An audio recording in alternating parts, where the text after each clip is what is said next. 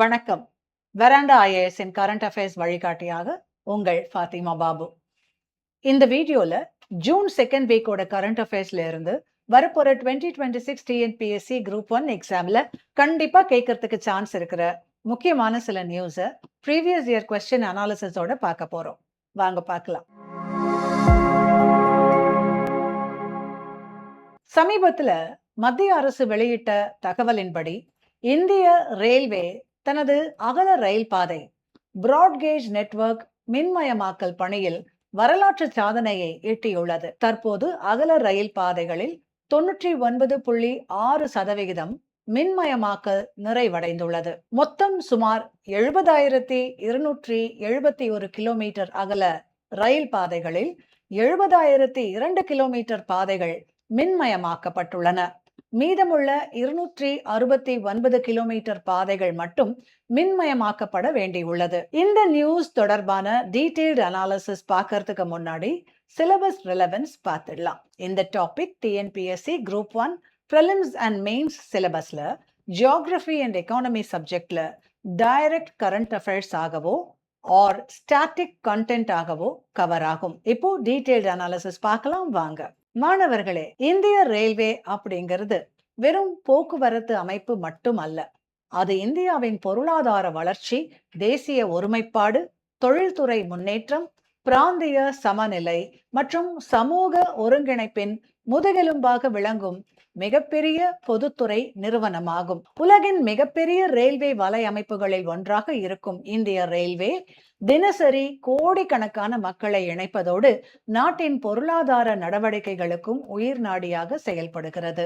சமீபத்தில் வெளியான முக்கிய செய்தியின்படி இந்திய ரயில்வே தனது அகல ரயில் பாதைகளில் பிராட்கேஜ் நெட்வொர்க்கில் 99.6% மின்மயமாக்கலை நிறைவு செய்து வரலாற்று சாதனை படைத்துள்ளது. மொத்தம் சுமார் 70,271 கிலோமீட்டர் அகல ரயில் பாதைகளில் 70,002 கிலோமீட்டர் பாதைகள் மின்மயமாக்கப்பட்டுள்ளன.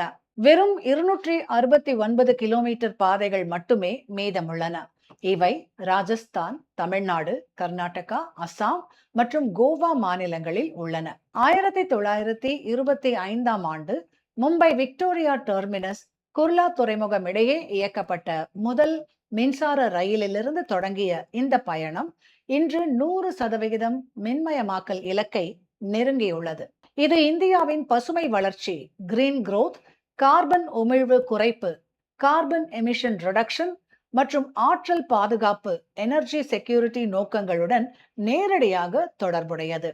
இந்திய ரயில்வேயின் வரலாற்றை பார்க்கும்போது 1853 ஏப்ரல் 16ஆம் தேதி பம்பாய் மற்றும் தானே இடையே 34 கிலோமீட்டர் தூரத்தில் இந்தியாவின் முதல் பயணிகள் ரயில் இயக்கப்பட்டது. சாஹிப், சிந்து, சுல்தான் என்னும் 3 நீராவி இயந்திரங்கள் இழுத்து சென்ற அந்த ரயில் இந்தியாவின் நவீன போக்குவரத்து புரட்சியின் தொடக்கமாக அமைந்தது.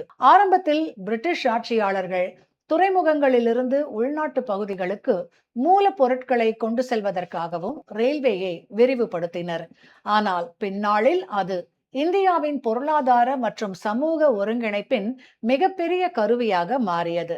சுதந்திரத்திற்கு பிறகு பல தனியார் மற்றும் சமஸ்தான ரயில்வே அமைப்புகள் ஒன்றிணைக்கப்பட்டு இந்திய ரயில்வே தேசியமயமாக்கப்பட்டது. இன்று இந்திய ரயில்வே உலகின் மிகப்பெரிய அரசு நிர்வகிக்கும் போக்குவரத்து அமைப்புகளில் ஒன்றாக திகழ்கிறது.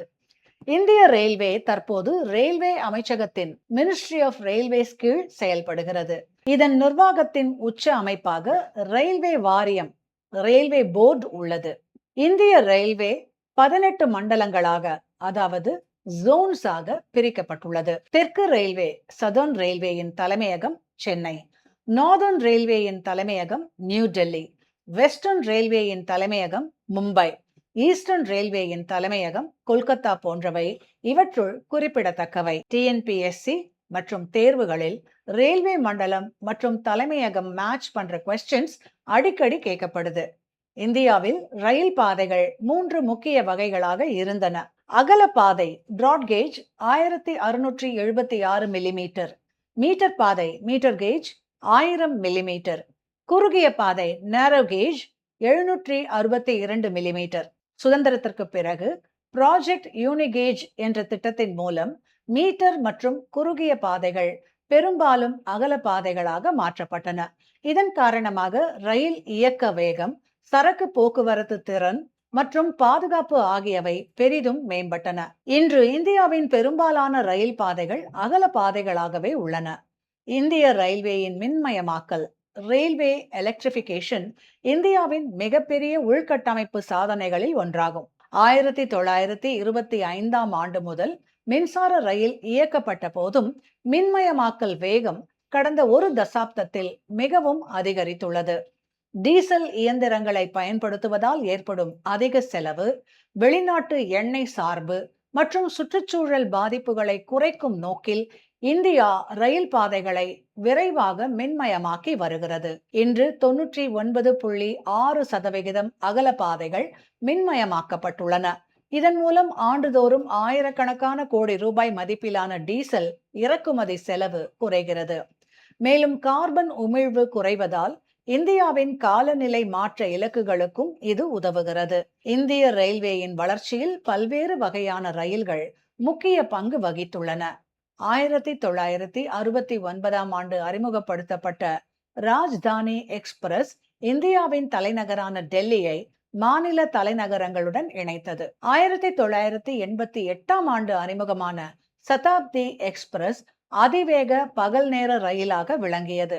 2009ஆம் ஆண்டு அறிமுகமான துரந்தோ எக்ஸ்பிரஸ் குறைந்த நிறுத்தங்களுடன் நீண்ட தூர பயணத்தை சாத்தியமாக்கியது. 2019ஆம் ஆண்டு அறிமுகமான வந்தே பாரத் எக்ஸ்பிரஸ் இந்தியாவில் வடிவமைக்கப்பட்டு தயாரிக்கப்பட்ட அதிவேக செமி ஹை ஸ்பீட் ரயிலாகும். இது ட்ரெயின் 18 என்ற பெயராலும் அறியப்படுகிறது. இந்த ரயில்கள் தொடர்பான இன்னொரு வீடியோவும் ஆல்ரெடி அப்லோட் பண்ணியிருக்கோம், பாருங்க. அதுல புல்லட் ட்ரெயின் பத்தி கூட டீடைல்டா இருக்கும். இதுவரைக்கும் பார்க்காதவங்க கண்டிப்பா தேடி பாருங்க. இந்த ட்ரெயின்ஸ் எல்லாம் மட்டும் இல்லாம அம்ரித் பாரத் எக்ஸ்பிரஸ், நமோ பாரத், வந்தே மெட்ரோ போன்ற புதிய தலைமுறை ரயில்கள் இந்திய ரயில்வேயின் நவீனமயமாக்கலை வெளிப்படுத்துகின்றன. இந்திய ரயில்வே தற்போது தொழில்நுட்ப புரட்சியின் புதிய கட்டத்தை எட்டியுள்ளது. குறிப்பாக Kavach automatic train protection system என்ற உள்நாட்டு தொழில்நுட்பம் ரயில் பாதுகாப்பில் புரட்சியை ஏற்படுத்தியுள்ளது. இந்த அமைப்பு 2 ரயில்கள் நேருக்கு நேர் மோதுவதை தடுக்கிறது, சிக்னல் மீறலை கட்டுப்படுத்துகிறது, அதிக வேகத்தில் செல்லும் ரயில்களை தானாகவே கட்டுப்படுத்துகிறது. உலகின் சில முன்னேறிய நாடுகளிடம் மட்டுமே உள்ள இந்த தொழில்நுட்பத்தை இந்தியா உள்நாட்டிலேயே உருவாக்கி இருப்பது குறிப்பிடத்தக்க சாதனையாகும். இதனுடன் செயற்கை நுண்ணறிவு, ஆர்டிபிஷியல் இன்டெலிஜென்ஸ், ஜிபிஎஸ் அடிப்படையிலான கண்காணிப்பு, ஜிபிஎஸ் டிராக்கிங், டிஜிட்டல் டிக்கெட் முறை, digital ticketing, IRCTC, UTS mobile app போன்றவை இந்திய ரயில்வேயை டிஜிட்டல் இந்தியா இலக்குடன் இணைக்கின்றன. சரக்கு போக்குவரத்தில் இந்திய railway dedicated freight corridor DFC திட்டத்தின் மூலம் மிகப்பெரிய மாற்றத்தை ஏற்படுத்தியுள்ளது. கிழக்கு சரக்கு வழித்தடம் ஈஸ்டர்ன் டிஎஃப்சி மற்றும் மேற்கு சரக்கு வழித்தடம் வெஸ்டர்ன் டிஎஃப்சி ஆகியவை நாட்டின் தொழில்துறை வளர்ச்சிக்கு பெரும் ஊக்கமாக உள்ளன. இதனால் பயணிகள் ரயில்களும் சரக்கு ரயில்களும் தனித்தனி பாதைகளில் இயங்கும் சூழல் உருவாகி வேகம் மற்றும் திறன் அதிகரித்துள்ளது. இதனுடன் PM Gati Shakti, Amrit Bharat station scheme, Mumbai Ahmedabad bullet train project போன்ற திட்டங்கள் இந்தியாவின் எதிர்கால ரயில்வே வளர்ச்சியை வடிவமைத்து வருகின்றன.